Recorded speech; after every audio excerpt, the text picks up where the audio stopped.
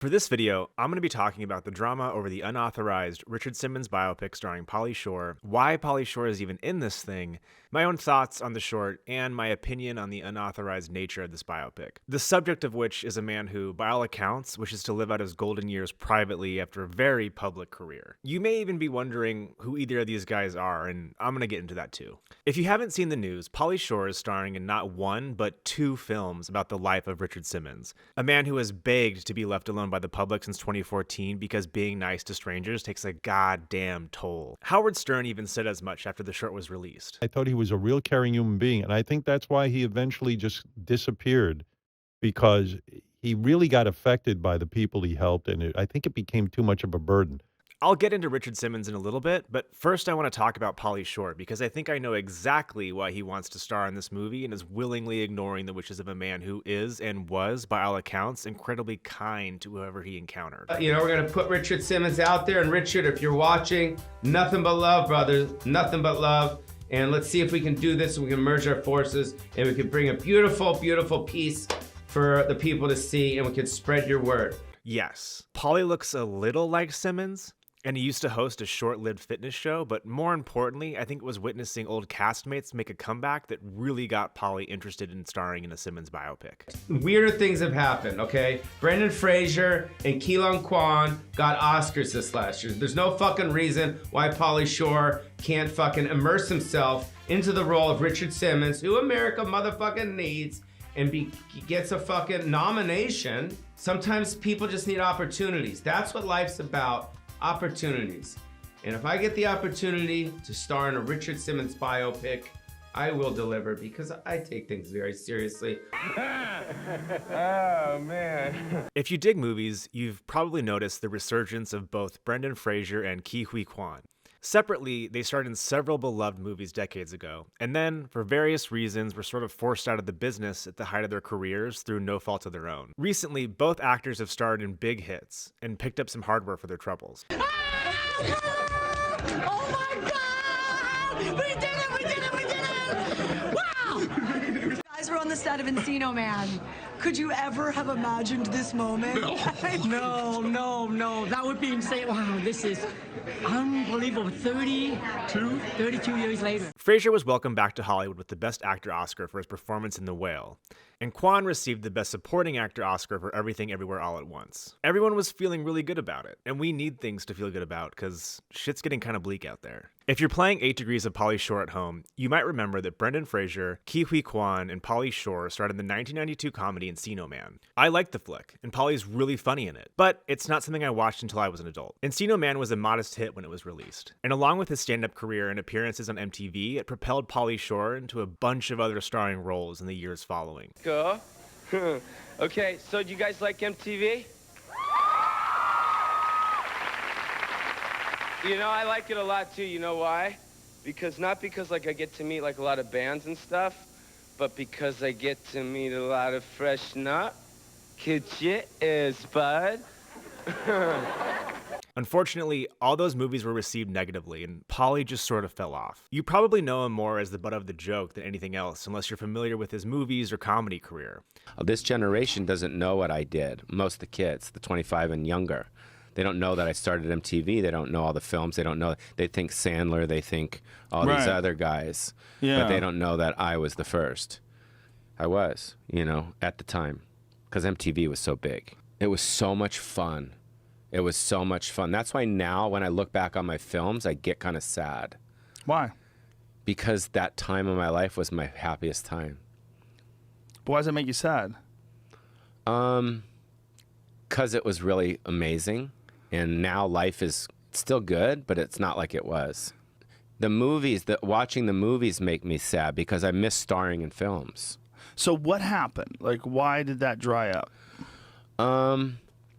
I think it's several reasons. Number one, I was so big. And I think the bigger you are and the faster you make it, the harder you fall. Also, I think the whole weasel thing was like, it was cool for a while, and then like after a while, it's not cool, just like a lot of things.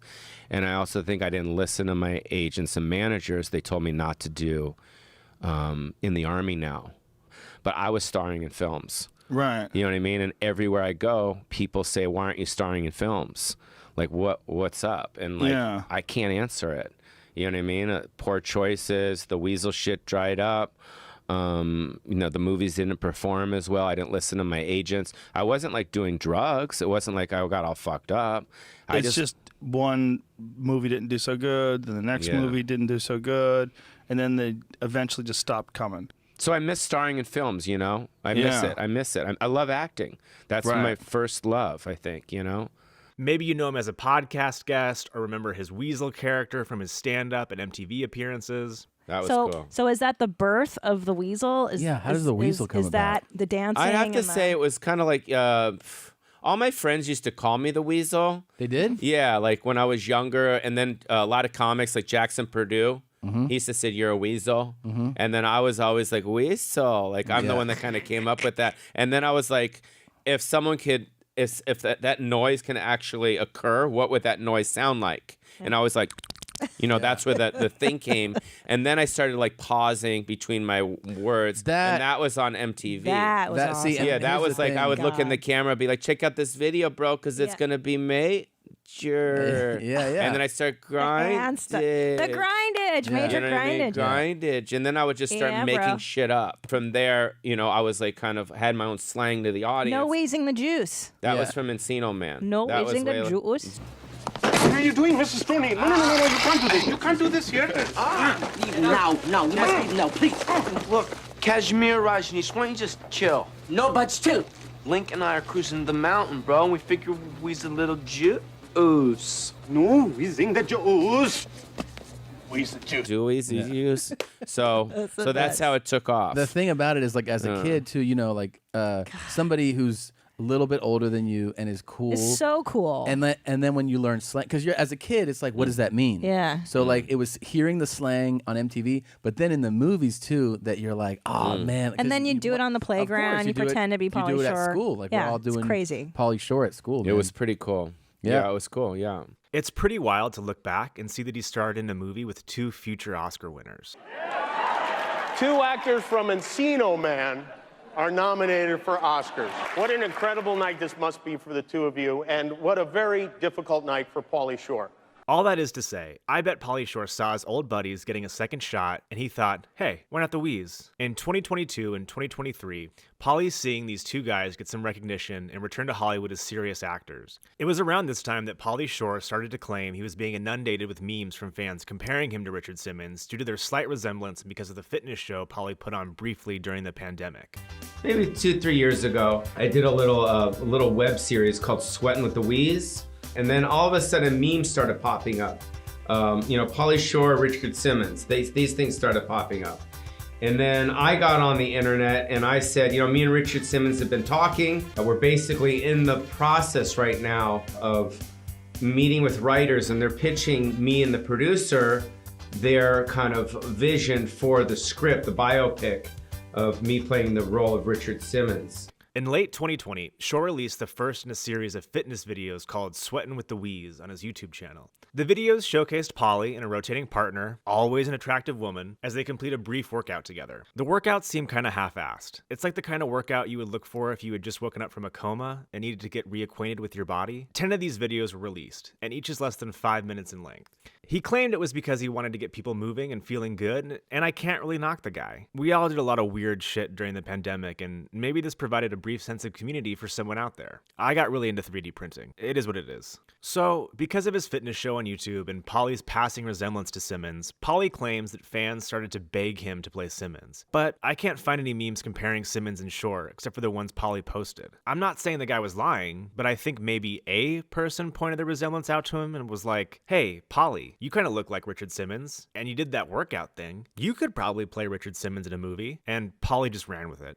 I think that's how it probably went down. I don't think anyone was clamoring for a Richard Simmons biopic or flooding Pauly's feed with comparisons of the 2 of them, besides Pauly Shore, that is. Both the public and Hollywood love biopics. Biopics are easy to sell to the public, and actors often garner a lot of praise for portraying real people. Look at Jodie Foster in Nyad or Cillian Murphy in Oppenheimer. Bradley Cooper is smelling his own farts so hard in Maestro. Bradley Cooper is truly a one-of human being. Justin Long is begging to play Anthony Kiedis in a movie that may not even be off the ground yet. By comparison, it's much harder to sell a potential moviegoer on a character they've never heard of. But biopics benefit from pre-existing awareness of the real people they're portraying. I think Pauly Shore sees this opportunity as not only his way back into Hollywood, but as a chance to be considered a real, dramatic actor worthy of an Oscar. He even mentions wanting an Oscar for his performance as Simmons in a video released to his YouTube channel. There's no fucking reason why Pauly Shore can't fucking immerse himself into the role of Richard Simmons, who America motherfucking needs, and gets a fucking nomination. Surely the short that Shore stars in was meant to drum up interest for a feature-length film, and it worked. On January 20th, 2024, The Court Jester was released on the Lewis Brothers YouTube channel after premiering at the Sundance Film Festival. This is unrelated to the feature film that was announced around the same time. The Lewis Brothers described themselves as a sketch comedy group consisting of Jake Lewis, Sam Lewis, and Jenna Soka. I'm not familiar with the Lewis Brothers channel, but the clip they released before the premiere of the short film and the short itself have the most views of anything they've done in recent years. Their most popular videos are parody videos from several years ago, which line up what was popular on YouTube at that point in time. Maybe they got sick of the grind and wanted to do something else. Besides the videos starring Pauly Shore, there's nothing on their YouTube channel that indicates a turn to more dramatic or produced content. So how did a sketch comedy group get involved with making a short about Richard Simmons, and why is Pauly Shore involved? Well, in 2021, Jake Lewis wrote and directed a video that was described as test footage for a possible Robin Williams biopic. Earlier in this video, I said I had never heard of the Lewis Brothers, and that's true, but I do remember seeing this video.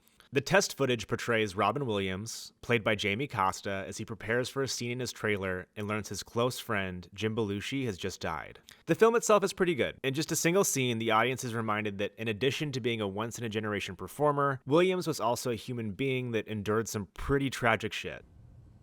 John Belushi died last night. What?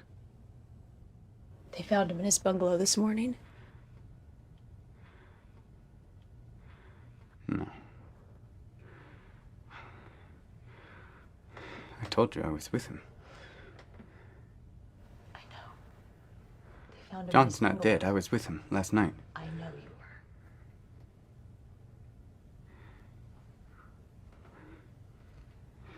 I'm so sorry, Rob. No. This got a lot of attention when it was originally released, and there was talk of a Robin Williams biopic possibly, maybe, getting off the ground. I get why. It was well made, and Jamie Costa does a great impersonation of Robin Williams, but nothing came of it as far as I can tell. So these filmmakers have a history of trying to get at least one biopic into production. They probably met Pauly Shore, maybe thought they could leverage his audience, and Pauly probably thought this role was his ticket back into Hollywood. In doing research for this video, I didn't find much about the production of The Court Jester. Maybe you did. Let me know in the comments. There's also not much out about the feature film other than Pauly Shore's starring, and it's currently being cast. I would guess that the Lewis brothers, or at least Jake Lewis, would be involved in some capacity. We'll have to wait and see. As for the short film itself, it's fine. Yeah, I think it's fine. It's less than 10 minutes in length and was close to 1 million views when I recorded this. It's well made, it's unoffensive, there's a cute, concise plot that highlights Simmons' kindness and acceptance. That's a great message, but there's nothing about this that makes me want more. I think Pauly Shore's performance as Simmons is more of a caricature than a sincere portrayal. As far as I know, there wasn't any real conflict in Simmons' life. He knew who he wanted to be and what he wanted to say. The public has long speculated about his sexuality, which he's kept private, but that's about it. I'm not really sure what a feature-length film would show us. There's nothing here that challenges our perceptions of who Richard Simmons was. At least the Robin Williams test footage showed how the subject had to deal with the difficulties of life while still being the larger-than-life performer the public expected. Honestly, I'm more interested in the production assistant character portrayed by Jesse Hyman than anything else. I should point out that people seem to really like it, but what do they know? People love a sappy story that they don't have to think too much about. Essentially, the short tells the story of a young PA running into Simmons after Simmons makes an appearance on what looks like Ellen. This actress definitely looks like Ellen. They did her so dirty with a dollar store wig. Pauly's isn't much better. And I assume it's Ellen because the staff of the show is miserable. Is my dry cleaning in my office? I don't know. You an intern? Segment producer? Huh. You new? I've been here for 7 years. Oh, wow. Okay. Sorry, I didn't recognize you there. Anyways, Simmons basically tells the PA that he's cool as is and needs to love himself. Okay, you're beautiful. You're unique. But I've been where you are right now. Okay? And where I'm right now is I just love myself. Every part of myself. Even the 300-pound me. which is why I let him out every once in a while to have a donut. And I think I could show you how to get here. We're back in 30 seconds! Here. Have the rest of my donut. Or don't. In my opinion, Shore's Simmons character seems a little unhinged. I wouldn't listen to a thing he says. It's like, of course you love yourself. You live in a different reality than I do. But it does show Simmons is a wonderfully kind man, and by all accounts, he was and is. I say was because he hasn't been seen in public, really, since 2014. In 2017, a podcast tried to dig up some potential dirt on what was happening, but it was criticized pretty heavily as being salacious bullshit. Simmons even made a statement and said he was fine. If you're not familiar with Richard Simmons, he was a fitness guru that rose to fame in the 80s and wanted to make fitness more accessible to those who weren't already in shape. He had an Emmy Award-winning talk show and a series of highly successful home fitness videos. He preached a healthy lifestyle and being kind to yourself. It's a good message that still resonates today. Accept people for who they are and pray that they can click and they could start eating better. And it starts really with just small changes. If I ask some of you how many colas or diet colas you drink, if I ask you how many meals that you skip, what time you eat at night, how much water you're drinking, it's like a road map. You are what you eat. And sometimes you are what you feel. And it seems like he disappeared because he wanted to, which makes it a little fucked up that Pauly's making these films. Even more so because Pauly didn't appreciate an unauthorized portrayal of his mom, Mitzi Shore, in the 2017 Showtime series I'm Dying Up Here. If you haven't seen I'm Dying Up Here, season 1 is really good in my opinion. It's the first thing I saw Andrew Santino in. He plays an up-and-coming comic who is just so fucking pissed off. Every other comic success should feel like a sharp poke in your fucking eye. If it doesn't, get the fuck out, because you don't care enough. Anyways, the series is based on a book by the same name and is executive produced by Jim Carrey. The show portrays a fictionalized LA comedy scene in the mid-70s, and one of the main characters, Goldie, is heavily based on Mitzi Shore, Pauly's mom. Mitzi is credited with shepherding in a golden age of comedy through her stewardship of the store, and she seems adored by the comics that knew her. Pauly clearly loved her, and Joe Rogan even dedicated his 2018 special to her. When I met her in 1994, she gave me a lot of good advice. She did? Yeah, man. She always gave me good spots, like hard fucking spots. Always like after Dice, after Martin Lawrence, after anybody who would crush, I'd go on after him. After Chris Rock, after this guy, after that guy, anybody that would crush. If she liked you, she would give you the death spots. Really? Yes. Well, but she realized that you gotta eat shit, man. You gotta develop. All right, so I was working at the Comedy Store in La Jolla, and I was a doorman and a barback and whatnot. And one night at open mic, I ran into Pauly. I was a kid. I was 23. And Pauly goes, dude, there's something about you, brah. Something weird about you, dude. I go, oh, thank you. And he goes, dude, I'm going to have you open for me one day. So then like maybe 9 months later, he goes, dude, you're going to do Vegas with me, brah. So then, you know, I was working there as a doorman, but he flew me to Vegas. And this is when he was doing like 5,000 seats at the top of the Riviera. Mm. There's a gigantic like showroom up there. And he had me do 5 minutes. That's all I could do. Mm-hmm. You know, 5 minutes. Do you remember that set? No, I don't. I remember being petrified. Absolutely petrified. Pauly goes, dude, my mom's here, brah. At the Riviera? Yeah, and I saw her before the show, but I was just like, there's just no way. Did you know the importance of her at that time already? Oh, yeah. Oh, yeah. I mean, we knew that she was the owner. I mean, we knew the history of her. But also at the time, it's like, you know, you just think, there's no way she's going to like me or whatever. And I went up, and I don't know if I did good or not, but I got off stage, and she just walks right up to me. And she just goes, hi, I'm Mitzi. And I go, oh, hey. Hi. Hello. And she goes, you're a regular at all my clubs. Congratulations. Whoa. Wait, that's how... You didn't even have to showcase No, her or I did anything. 5 minutes in front of her. Wow. And she made me a regular. You must have done well then. The comedy club in the show is heavily based on the Comedy Store, and Jim Carrey said his own experiences there as an up-and-coming comic significantly influenced the show. I desperately wanted to do some sort of ode to the place that gave birth to my dreams. I wanted to capture all of the desperation and violence and the joy in a real way.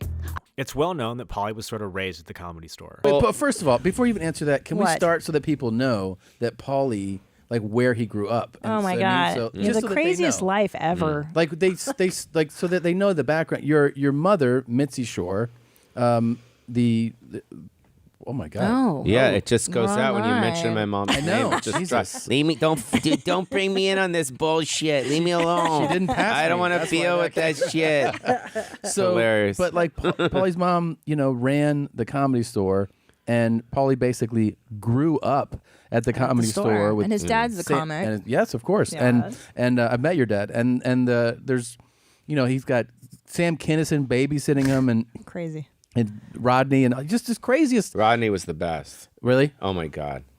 He's talked about it a lot and was heavily involved with the Showtime documentary about the club. But when asked about him dying up here, he didn't have much to say. When he was questioned about it on the street, it seemed like it kind of bugged him. I haven't got to see it yet, but I'm hearing that the show I'm Dying Up Here, is that based off of like your mom's career? Based off of Bud Friedman. So it has nothing to do with what your mom did in the business? No, Bud Friedman. Okay, okay. That was a rumor I heard. I haven't got to see it yet. Do you watch the show at all? I mean, did it strike kind of like at home or anything? No. Just watch Donald Trump. What do you think of that funness? Maybe he was just bothered by the paparazzi. But in my opinion, his uncharacteristic lack of comment makes me inclined to believe he didn't like his mother's story being fictionalized. And who can blame him? Pauly adored his mother, and the Comedy Store is a big part of his life. If you're a public figure, you don't have the rights to your own story. Maybe you decide to endorse it and get some money in return for signing away the rights to your life story. Maybe you don't, and they do it anyway. A lot of the time when you see an authorized biopic, it's because they needed the rights to the artist's music, not necessarily because they wanted the artist's approval. And honestly, authorized biopics can be a little toothless. Richard Simmons has publicly commented that he hasn't been involved in the movie, that it isn't authorized, and it seems like he would appreciate it if it just went away. So it seems a little cruel that Pauly Shore, who appeared to take issue with his own family history being loosely fictionalized for entertainment, would go out and make a biopic about someone who has asked for privacy. Hey, Pauly. Richard Simmons just came out with a statement saying he doesn't approve of your new film. Anything you want to say to him? Every day's a different day, and you never know what he's going to say the next day. Do you hope he hears this? Well, I love Richard, and you know what? I'm kind of just feeding off the people online about the whole thing. You know what I'm saying? Yeah. Because everyone is saying that I look like him, so I wanted to play him. Does that make sense? Sure. Pauly Shore claims that Richard is supportive, but I don't buy it. Tonight, he texted me and he said, good luck tonight on the show. So let's give it up for Richard Simmons. The real dagger here is that Pauly Shore claims to really appreciate Richard Simmons and what he preached. You know, I think my whole attitude, is if you build it, he'll come. So I hope that once he sees the short, he sees kind of what we're wanting to do with it, that he'll change his tune. I love him, and I love what he represents, which is why we want to do it. You know, he's such a great character, and it'd be a good opportunity for me to get back out there as well. So I get it. Maybe he sincerely wants to share Simmons' much-needed teachings with a generation who doesn't really know him beyond his cameo appearances. Since they don't have any real props to work with tonight. I'll be the prop. Right, Wayne and Richard. Wayne and Richard Simmons are going to stand and become the props. I'll be all the props for these men.